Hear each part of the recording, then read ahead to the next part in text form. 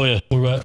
Okay, apologize for the little technical difficulty there. Back up live once again. If you're just joining us, DHR here with us discussing the foster home crisis that we face here in Escambia County. Getting some good information, and once again, a lot of information has been shared already. But if anybody needs more detailed information or wants to hear it again, they can come to the DHR office here in Bruton, up on Evergreen Avenue. Correct? That's correct. If you need more information, if you want to donate, if you want to do something for our foster children, certainly reach out to me. I'm Lynn Barnes. I have Tracy James Malden, who's our foster care supervisor, and also Jennifer Strawbridge, who's our foster care licensure coordinator. And any of us will be glad to answer further questions, help you decide if you want to foster, if you want to, do any of the things we've talked about that would help support our children. And certainly if you want to make a donation to Philadelphia Place, Miss Maggie can make sure, you get the information on how to do that. So we can certainly help in any way. What is the age range for kids in the foster system? What are they, obviously from birth till Yes. when they... We can, keep children in foster care until they're 21. And that surprises a lot of people because they think when kids become, 18, 19 years old, they're basically on their own. But if we have children that are, unable to live independently, then we're going to try to keep them as long as we can to try to give them a skill set so that they know how to do laundry. They know how to balance a checkbook. They know how to, sign a rental agreement and work and do all the things that many times we take for granted. All of us come from solid families where we learn the skills of daily living. And these children, unfortunately, do not have that skill set. So we end up keeping them in care many times a lot longer, just for fear of what's going to happen when they don't have a social worker visiting every month, or the money that we funnel into helping them stay, fed and clothed and all of those things. But unfortunately, a large majority of our older children age out, and they age out into homelessness, or they age out and they end up in jail or mental institutions, because the prognosis is not good for these children if they do not find loving, caring, stable homes very early on. So that is part of the reason we're again making a plea, because, we need people willing to help. When you take on the commitment of being a foster parent, and you take on your child, is that for an indefinite period of time? Is it like a, I know it's a terrible word, is there a contract, like you're going to be the foster parent for 2 years? Or are you taking it until a different situation approaches? How is it set up? When people sign on to be foster parents, they sign on to be temporary caregivers. You've got to be willing to love a child with every single thing you've got. But then on the other side, to be able to let that child go if we are able to work with the birth family and transition that child back, or maybe we can find a relative and get a home study done on that relative and place that child with relatives. So foster parents is really a double-edged sword for them, and it is not an easy job. The ones that do it and do it well have learned, to reach out to the family, try to wrap themselves around the birth family, and try to help them get their children back. I think that's where a lot of just the feel good comes in, is knowing not only have you helped a child, but you've also tried to help that family. Now, if we can't work it out with the family, and we try to do that within a year's time, so 12 to 15 months, then we're going to move on to termination of parental rights, which would sever that child's ties to their biological parents and relatives. So at that point, we move forward. We allow our foster parents to adopt if they desire to do so. If they do not desire to do so, then the children basically go on a website, and we look for adoptive resources statewide, nationwide, to take these children. How many do we have now, Tracy, from our county? Is it 12 I think we've got about 12 kids from our county right now that are basically being advertised for adoption that have no adoptive home. They're basically in purgatory, if you want to know my phrase for it. They don't know whether they're going to have a permanent home. They're living, most of them are in group homes. They don't have family settings. So I would call it purgatory. Have we been in crisis mode for quite some time, or is it trending in a direction that's even more troublesome? We've been in crisis mode for a while. I can't tell you how many times, I've had to do, staffing, rotational staffing at our office to care for children until we could find a place for them to go. That is not optimal nor ideal. The state is good at a lot of things, but being a parent is not one of them. But as we look at, the trend of drugs in our community taking a toll on, people and their parenting ability, as we talk about the decline in the number of people willing to open their homes and do this hard work, and it is a calling. It is hard, emotionally draining work when you're talking about taking on children that have got just trauma layered upon trauma, layered upon trauma. But it's worthwhile. It is necessary. It is something that has to be in your heart to do. I think I know the answer to this. It's like, there's never enough funding, but how receptive have our elected officials been towards being supportive of DHR efforts and obtaining funding and securing funding for all the different projects that go on within DHR? Well, DHR has a number of funding streams. We get state funding to provide services to our families and such as that. We also have locally donated monies that we also use to support our foster children and to support our elderly population. All of those things, we are very, very thankful for. The issue is that, there is no way to purchase foster homes. If I had the money in my account that I could go out and buy a home for a child, I think I could probably add some homes, a few at a time. But unfortunately, that's not one of those services you can just walk out in the community and buy. People have got to feel the need to do that. Now, Miss Maggie's program certainly is contingent and dependent on the funding streams of just donated money right now. Okay, well, we have one inquiry about the requirements to be a foster parent. All that can be picked up at DHR, somebody there to speak with them and Sure. talk at length, answer any questions. And of course, we know there's a training program, a 10-week training program that is mandatory. So if you want to consider or want to get some more information on being a foster parent, you need to go by DHR and see. Jennifer is our contact person. She's hoping to get enough people that we can have one of those classes. And it would be, very informational, not only talking about all of the requirements per se, but also getting into helping people make an informed decision about whether fostering is right for their family or not. I know what is ideal. You have a traditional husband-wife setting. Can a single parent be considered as a foster parent as well? Most definitely. Okay. We have several single parent homes. We are also able to, license gay and lesbian couples now. A lot of the restrictions that were in place many years ago are no longer in place. So we have, just really kind of some broad discretion on that kind of thing. Very good. Well, obviously a lot of information been given here today. Some of it sobering, humbling, however you want to. It'll tug at you for sure. That's like I mentioned a moment ago. I was not aware of the depth of this crisis, and it hurts to hear it. But this county has good people.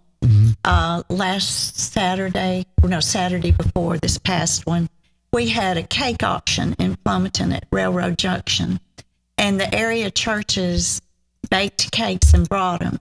And my goal was 30 cakes. I said, Lord, please just give me 30 cakes and $600 and I'll be very happy. Over 60 cakes came in. Wow. And over $2,000 came in. So people are beginning to be aware, and yes, they do want to help. Not everybody can take somebody in, but everybody can find $1. Everybody can find $20 to help with this situation. And if we think about it like this, there are probably hundreds of churches in our very small community. Miss Maggie said this before, but if one family, just one family from every church committed to caring for children that are in need, we would not have a problem. We just would not, this would not be an issue. If one family from every church or civic group or club would step up and sponsor, this just would not be an issue. If we put this in perspective, we have almost 70 kids in our small county that are in foster care. Almost 70 kids. Of those 70 that are in foster care, less than 20 of them are housed in county. So we're looking at 50 kids that are in our care, in the custody of Escambia County, that are placed between Mobile County and Lauderdale County, which is the Tennessee line.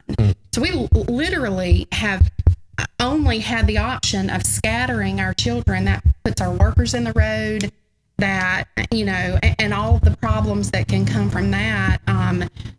Sibling visitation and visitation with their parents and being able to maintain contact and connections with their families or their communities. So the need is great. The need is great. And it really, really and truly will only take a few people stepping up, committing to care for our kids, to erase this problem, to take care of it. If somebody had a question here, if somebody wanted to donate to the Philadelphia House today, how would they make that contribution today? Today, you can go to United Bank, either in Bruton, Flomaton, or Atmore. Tell them you want to deposit into the Philadelphia Place account. You can do it that way. Okay. Or you can mail it to Philadelphia Place, Post Office Box 919, Flomaton, Alabama, 36441. Okay.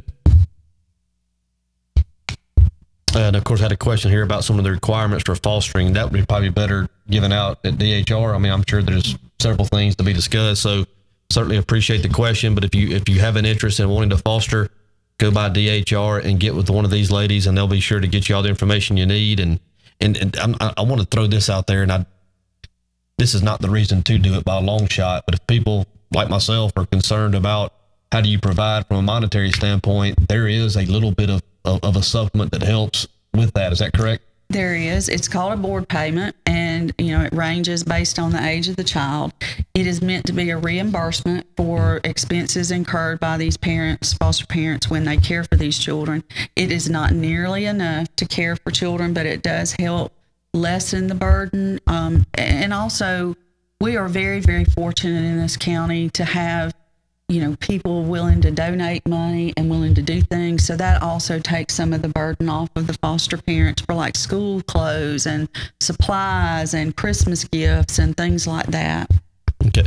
Tracy, did you see the message from Elisa? She was wanting some additional information when you get a chance to get with her. But, so we have 71 in foster care and 36 in county. 36 in county. So that's kind of where we were at. That number will certainly rise between now and by the end of the year. You would think, is that safe to say, or hope? I mean, we hope not, but it fluctuates. Yeah. And the number of foster homes we have fluctuates based on that, because many of these children are moving to what we call permanency because our foster parents are adopting them. But at some point you reach that place where, these foster parents adopt 2 and 4 and 6 children, and their homes have to close because they can't care for any more kids. So, it's an ebb and flow. Your number of children may decrease, but your foster homes may decrease as a result because, we're looking for stable, long-term homes for our children if they're not able to go back home or to relatives. Very good. Well, that's, like I said, a lot of great information out here today. Certainly, I was not aware of the situation that we were in. Certainly hope that help starts to present itself. It sounds very encouraging, some of the things we've seen here. I'm very encouraged by the funding that's already started for the Philadelphia Place. That's nice to hear, and hope that continues along that path when the 501c3 becomes in place, and we think that might be in November, possibly. I'll hear something from them in November. I think it would be great. Of course, I know y'all's schedule is very tight, but maybe once a quarter or so, if y'all want to come on and kind of update us of where we're at, the progress we're making, the continued need, we would certainly be welcome to that if it worked out for you guys. That'd be great. Is there anything else that y'all would like to add before we? We need help. We need families. And it really is just about waking up every day, paying attention. Pay attention. That's something that we've been talking about. It's paying attention to the need in our communities. If you're a school teacher, paying attention to the need in your classroom. If you work out in the community or you're involved in church or a Sunday school teacher, these kids are everywhere. They are our kids. They're my kids and they're your kids. And it really is. This is about paying attention to the needs of our community. Well said. Ken? I think it's all been said. I don't know how to add anything to that. Well, we certainly appreciate you ladies coming by and spending some time with us. I think you've sent a very strong, heartfelt message today. I hope that the response is immediate, and I hope it's continual. Thank you. We would ask that you would sign our board. We get all our guests to come in and sign the board. Be careful, it will smear, but you can sign anywhere on the board you would like. If each of you would do so, we'd appreciate that. We can do it. Thank y'all for being here. Thank you. Yeah, we don't go to no commercials, whatever. Y'all just get up and sign the board. And, we're an ish company. Yeah, we do everything ish. What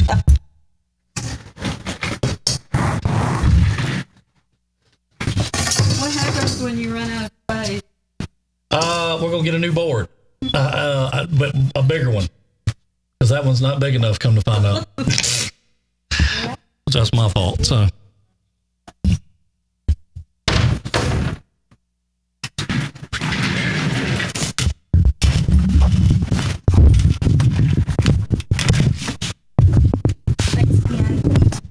Thank y'all again for letting us do this. Thanks for coming. Appreciate it. Thank y'all for Very coming. much. Tell Jessica I said hello. I will.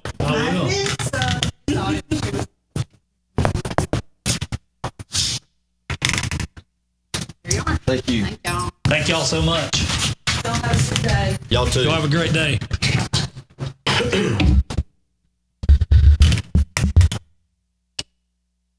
Well, that's some tough information I'm glad that we have it. But that's tough to hear, man. I mean, it is. It's you don't realize, you just realize how close some of that stuff is to home until you hear it from home. You know what I'm saying? When you hear them talk about, you see these things happening in big cities and they happen in more metropolis areas, and to know that it's happening here. I've heard Stephanie Meyer talk about the child trafficking. It happens here. We have a major interstate office that runs through the middle of our county, and I don't know. It's just I don't know if it's a wall I put up, but sometimes I try to choose to believe that it's not going on here, but that's being naive and foolish. And I hope this need is met. Yeah, that's why I said it's hard for me to even talk about that when you think about and hear some of these stories and of things that's going on. And Timmy Wiggins mentioned one that was in the being fostered in the XL area, from up at Prattville or somewhere. I mean, it's just terrible. I mean, awful to hear some of these things. They made mention, I think there's 71 county kids in the foster system. And I think she said 20 or 25 of them are housed here in the county. The other 40, 45 are abroad, other parts of the state. And I know nothing's perfect and you do the best you can given the resources you have. But to uproot a child, from the only life they know and put them in North Alabama almost seems like it's adding the problem. I know you have to have a roof over their head. I know they have to have food to eat and the basic needs have to be met. But I don't know. I don't know the legitimate chance of development and progress and happiness that you can have if you were uprooted and put another in the state with no familiar faces, no familiar routine. That's troublesome to hear. Oh, it is. I mean, and Tracy Miller made a great point right there that, we don't realize how blessed, that we are every day and what you take for granted. I'm sure there's some of these children that would that would, some of the things that we waste or what have you that would, gain a great deal from. So, hopefully we can raise some awareness and people will, see this and understand that this is like you pointed out a while ago, you see something in the news or something, you say, oh, that doesn't happen around here. Well, it does. And when you hear it from the people that deal with it on a daily basis, then it even hits home even that much more to you because, like I said, I couldn't do what they do. Yeah. I mean, I just couldn't do it. I mean, you tell me, you walk up and you see a kid chained to a closet. Okay. There's 4 or 5 other kids in there that have been, not fed and that kind of thing. What are you going to do? I mean, I couldn't do what they do, because I know what I do. I mean, they say, well, it's the way the parents were, parented and it's the way they were brought up. Let me tell you something. Everything you do is a choice. I mean, you going to tell me you made a choice? You just, it's in your DNA to go in there and chain that kid to a closet? I mean, I can't, that's hard for me to believe. You know what I'm saying? Yeah. I mean, not believe, it's hard for me to comprehend. Yeah, you can't comprehend it. Yeah, I mean, it's hard for me to comprehend that. I couldn't, I take my hat off to these ladies and what they do and how they do it. And certainly anything that we can do to help create some awareness and make people aware of what's going on in our, in our county and our area. We certainly want to take every opportunity we can to do that, especially when it comes to something this, this close to home. When I say close to home, most of us are parents, and if you're a parent, then you understand, how could people do kids that way? I mean, it's just,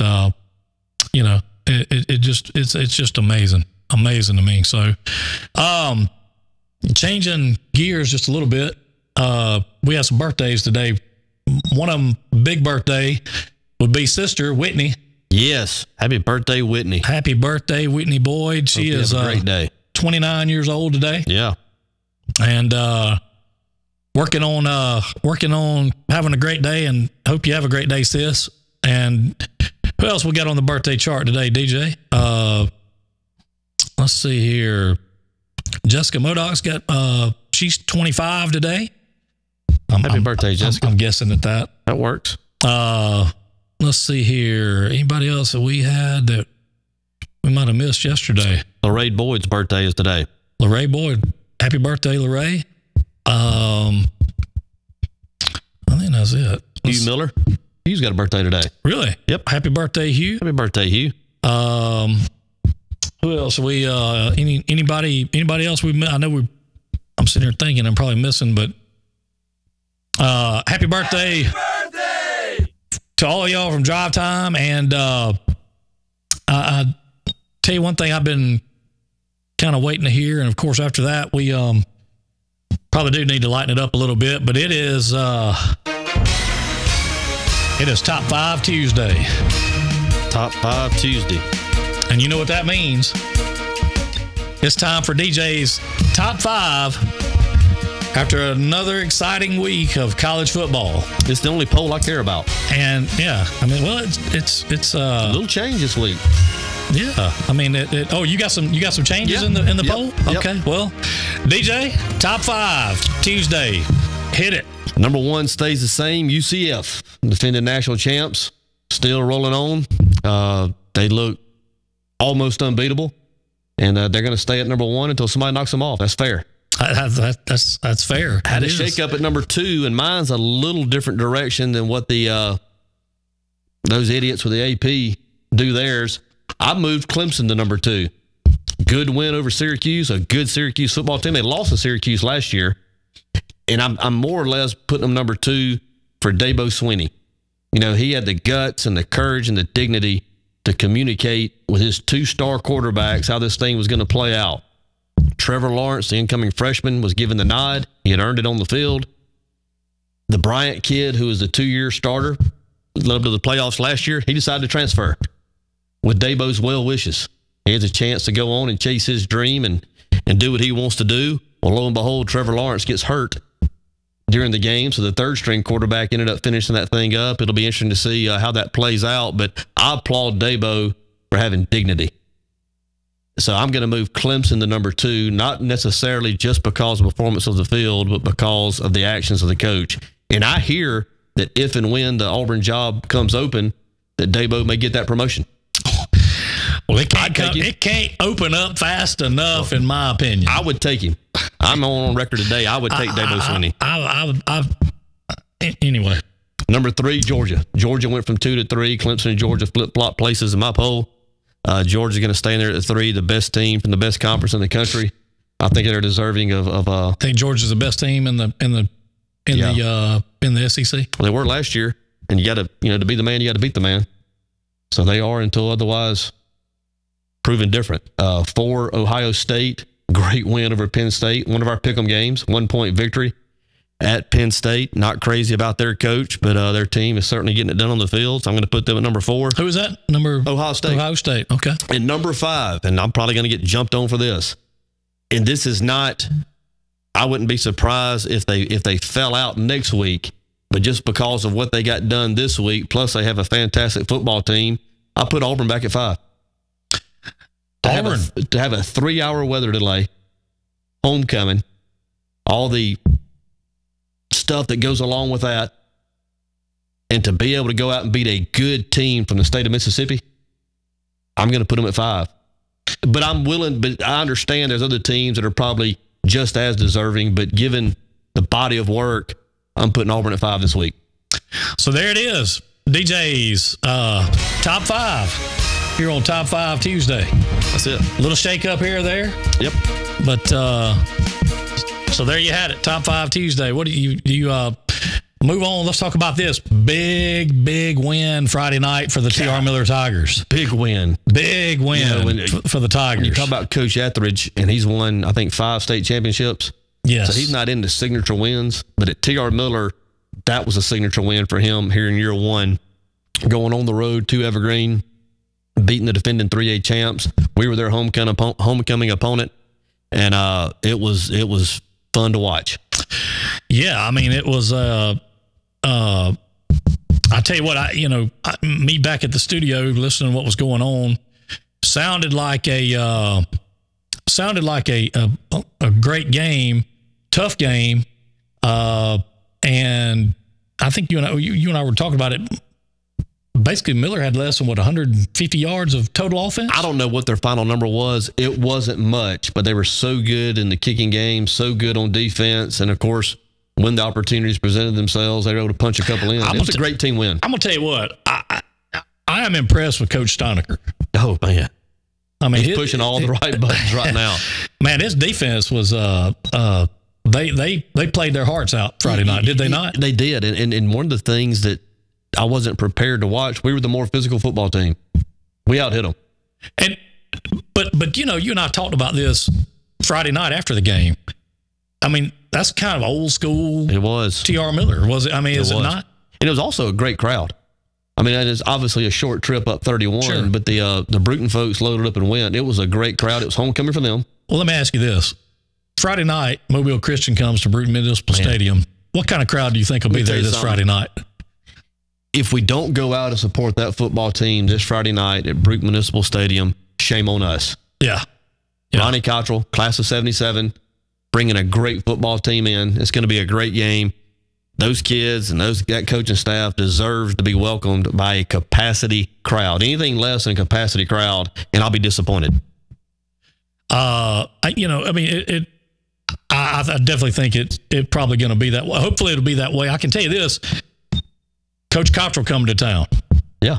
Mobile Christian, who they lost? They lost to, was it UMS? That's it. That's it. That's the only loss they have. So, and obviously Miller, taking down Hillcrest, which was the defending 3A state champs, and just getting it done up there Friday night. I feel real good about Miller going into this weekend. Yeah, I mean it's going to be. I can tell you this: there were 92 pick'em entries last week. 92.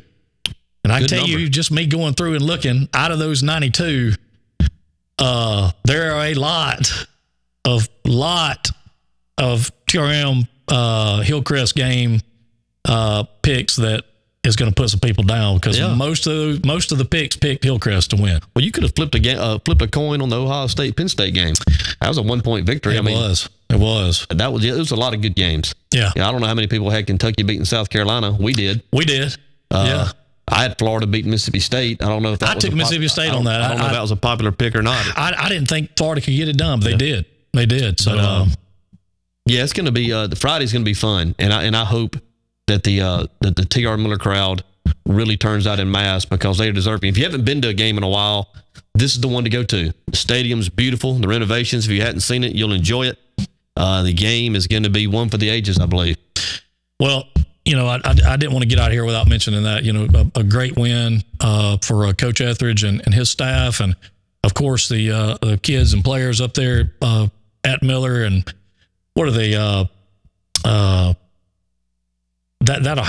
they moved up? Did that help them in the rankings at all? I know it's going to. I've not. I think the rankings come out today. They come out. Okay. I think they'll come out today, and they were number what, 7 or 6. Both teams are probably gonna be top 5. It'll be a top 5 showdown, and it'll be one of our favorite sons coming home, and I hope he has a rude homecoming waiting on him. Did you have an interview with the AAHS? I did, but it was a little different than I thought.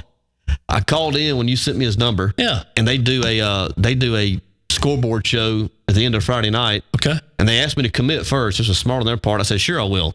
They said, we can call you at this number. Sure. Well, okay, your time's going to be 11:05 p.m. Winning. So nobody was listening when I came on, and I set my alarm to wake back up. But yeah, I had the 11:05 to 11:09 I don't know. There might have been some people listening for that because they might have wanted to hear that. 11:05 to 11:09. Do they have a broadcast for the Hillcrest games? They did. Yeah. Is it the Pig? Or I saw those guys, and I'm assuming it was the Pig. I don't know that, but they were there. Yes. Good morning, Randall Mallard. Well, big win, and I know you were. That was fun. The fake punt is what just kind of the fake punt. The fake punt. Man. It got everybody. That set in the tone, didn't it? Yeah, that was big. They were upset. Obviously the press box been on the Evergreen side. They were upset. I was going to say, you got called a few names, did you not? I did. Coming and going.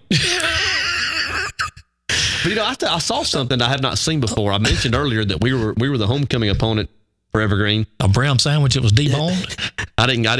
When I got inside that cinder block building, I didn't leave. But the Evergreen does their homecoming festivities at halftime. So the TR Miller Band did their halftime show as part of the pregame.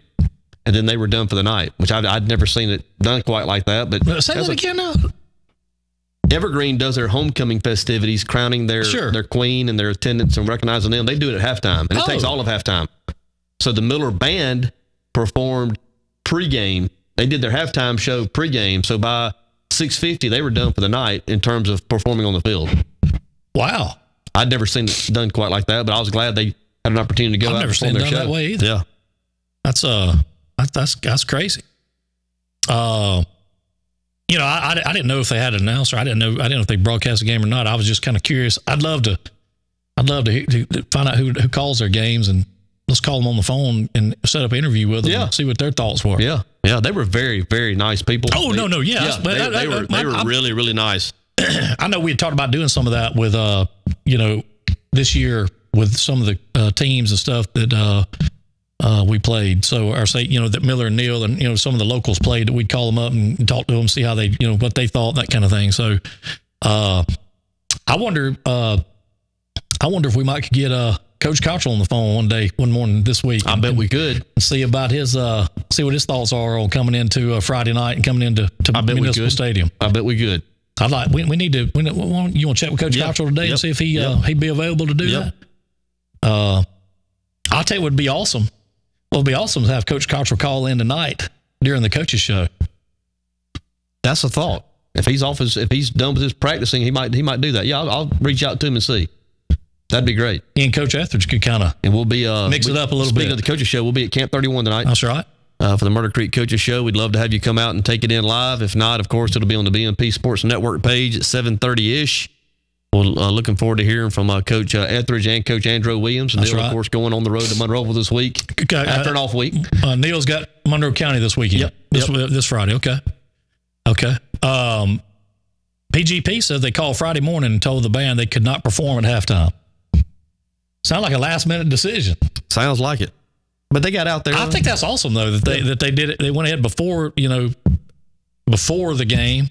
Of course, I mean, I don't know, how much before? Like 15 minutes before? Yeah, no, they finished at 6:50. I mean, when they finished, they came out for the court. So there was people in the stands then. There was people in the stands. I'm not sure. I don't know if the Miller people, a lot of times when we're on away games, you'll see the Miller folks come over to they always perform for the press box.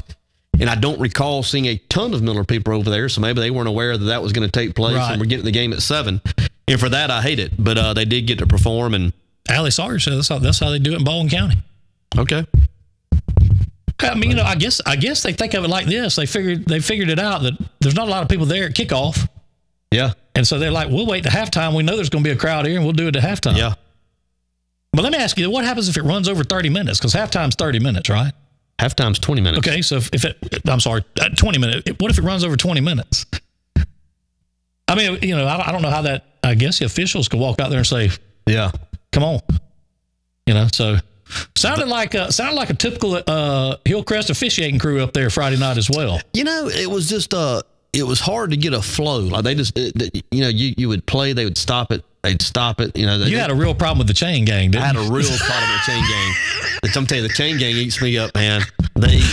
I sit there and got to laughing because I could just tell it was killing you that the chain gang couldn't get it together. But I'll tell you what worked in our favor was the guy working the shot clock. Like he never would reset it. I mean, the fourth quarter, he was sitting there, and I said, "Man," hearing you say that. I kept telling Coach Hart, anybody's listening in, but the 3 or 4 people that were, I said, we're running off 40 seconds before they even start the shot clock, which gives you another 25 seconds to run off. But that worked in our favor. Wow. Well, Gail, Miss Gail, thank you. You have a great day as well. I'll tell you what, it sounded like it was a lot of fun to watch, and I'm looking for another barn burner Friday night. So tune in tonight if you want to check out. And hopefully we'll have Coach Cottrell, maybe be able to get Coach Cottrell on the line and have him call in and maybe get some thoughts from him as well about the game Friday night, because it's going to be a big one. In the gauntlet that the Tigers are running is second to none. You had Hillcrest, Mobile Christian, next week's Thomasville, which will be Tara Miller's homecoming. So when you go, and how about a big win for Flomaton this past weekend? We've been saying it all year. I'm telling you, Flomaton. I'm just telling you. Watch out for Flomaton. Watch out for Flomaton. That's going that to Flomaton be T.R. Miller game in week 9 is going to mean something, because the top 2 seeds play at home. The first round of the playoffs, seeds 3 and 4 go on the road. Yep. There's a chance, and probably a good chance, that's going to be for one of those top 2 seeds. Allie says, will they be selling the Legacy Game T-shirts this year? That's a great question. Is the Legacy Game this week? It's next week. Homecoming. That's right. That's what I was going to say. I want to say yes, but I'll get some definitive information, a definitive answer on that. Aren't we going up what is it, Thursday night? Aren't we going Thursday up night, put that? We're going to stream that. To live stream that? And that's where that'd be inside Municipal Stadium. That's right. And that's when they recognize the kids playing for somebody, whether it's a family member or a friend who is battled cancer. Well, I tell you what, a lot of things going on, of course, this weekend, and several weekends coming up.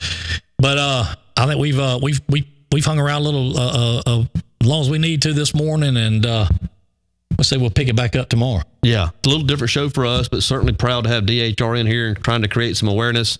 That is some sobering, data and information to be given, and if you have it in your heart and if you have the means to help, those folks need all the help they can get in terms of funding and other resources. So if you want more detailed information, feel free to go by DHR, see Lynn Barnes or one of the helpful folks up there, and they will get you what you need to know to help. And I think it's incumbent on us to help when we can. There's no doubt. There's no doubt. All right, DJ, it's been a great morning, and always glad to hear your top 5.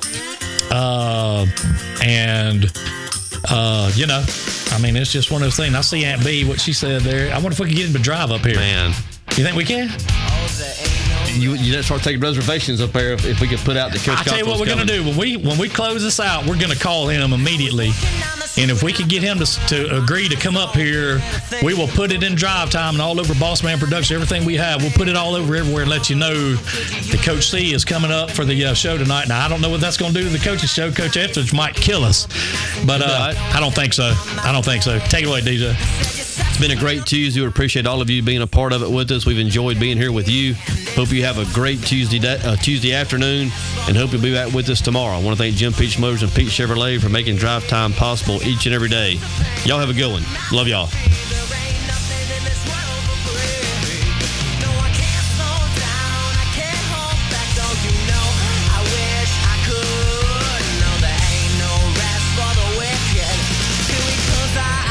For good.